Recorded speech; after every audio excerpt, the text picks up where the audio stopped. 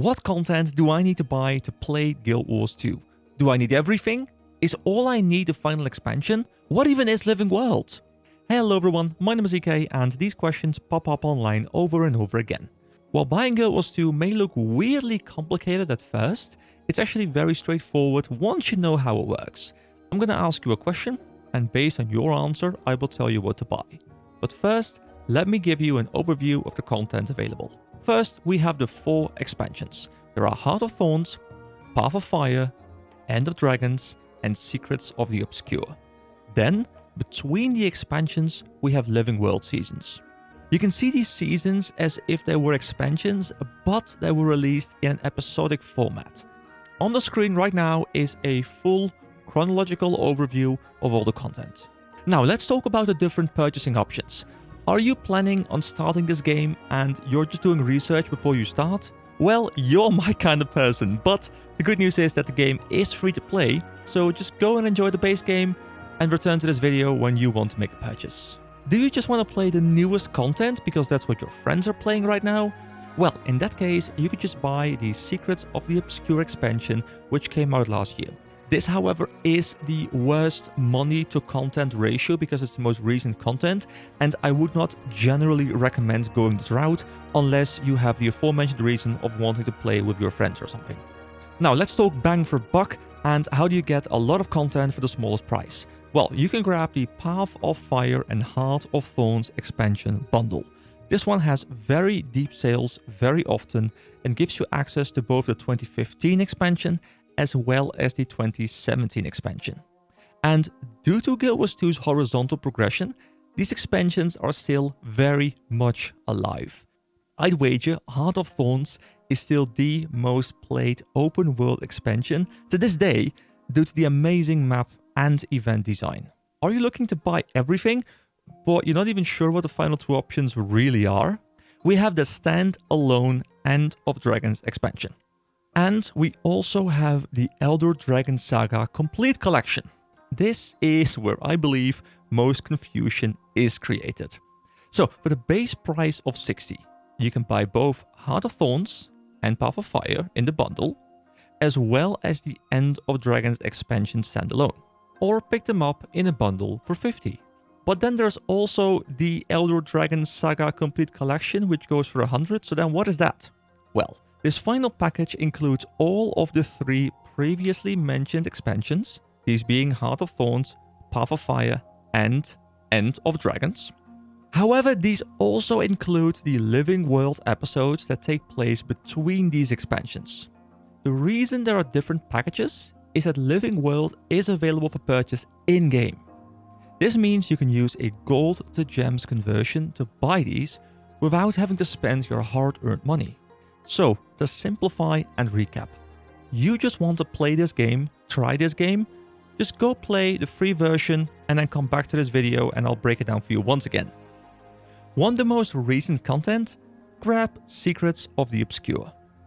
Want the best bang for buck? Buy the Heart of Thorns expansion and the Path of Fire expansion bundle.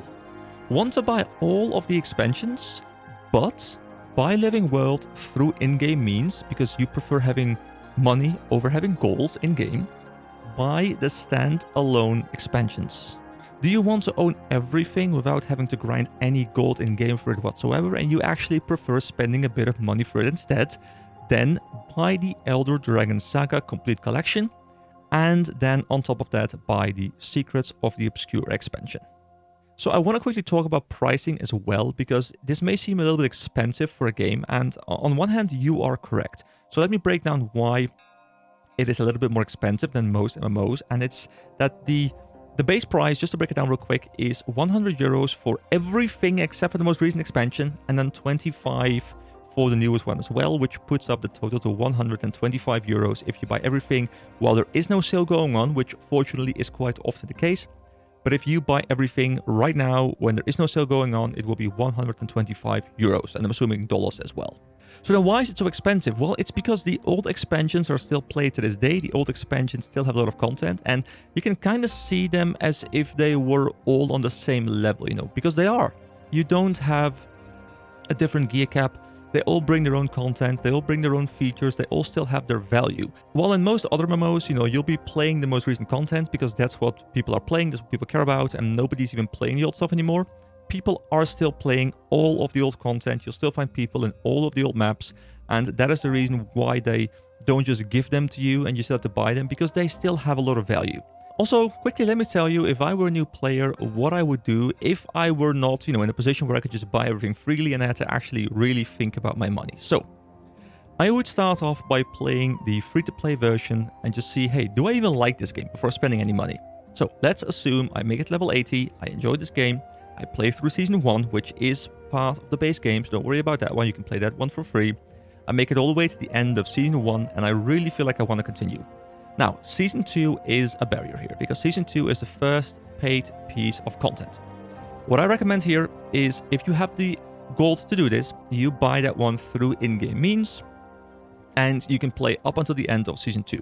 Now, if you're at the end of Season 2 and you still think, yeah, I'm really liking this game, I really want to keep on playing this game, that's where I would recommend you purchase the Heart of Thorns and Path of Fire expansion bundle. As I mentioned, it's often on sale. I'm looking at it right now. The base price is 30 euros, but currently it is 7.49. So that's very cheap, and you get a lot of content for it. Then play through the entirety of Heart of Thorns, enjoy your time there, play some raids maybe, just do all the content, and really just in general, enjoy the expansion on its own. Then the next paid thing you'd have to purchase is Season 3. Once again, you can go ahead and buy it through in-game means. It is fairly expensive to buy, but there are a lot of money-making tools in Heart of Thorns, so it's a very good starting point. And then, you already have Path of Fire, which comes straight after Season 3 to play through because you bought the bundle. Then you're quite far into it, because at that point, you will have to buy Season 4. Repeat the same thing for Season 2, Season 3, Season 4, and then the Icewood Saga. This is the only time where you have 2 back-to-back seasons with no expansion in between. And then you make it to End of Dragons. Now, this one you will have to buy standalone again, so that means up to this point, you haven't spent any money except for Path of Fire plus Heart of Thorns, and you would buy End of Dragons as well.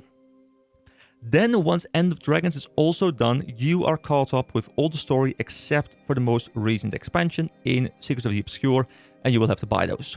So going about it that way, instead of spending 125 euros, you will have to spend 30 on the bundle, then 30 on End of Dragons, and then 25 on Secrets of the Obscure. So this puts up the total to 85 euros as opposed to 125 euros if you want to buy the Living World through in-game means. That's kind of the complete package. That's what you have to spend at minimum. Once again, keep in mind there's sales quite often. This is without sales prices there, because I can't guarantee they'll always be there. And before we end this video, I want to quickly take a moment and talk about one final question, and that is whether to buy Guild Wars 2 on Steam or not. Generally, I recommend buying through Guild Wars 2's main website or one of their main retailers.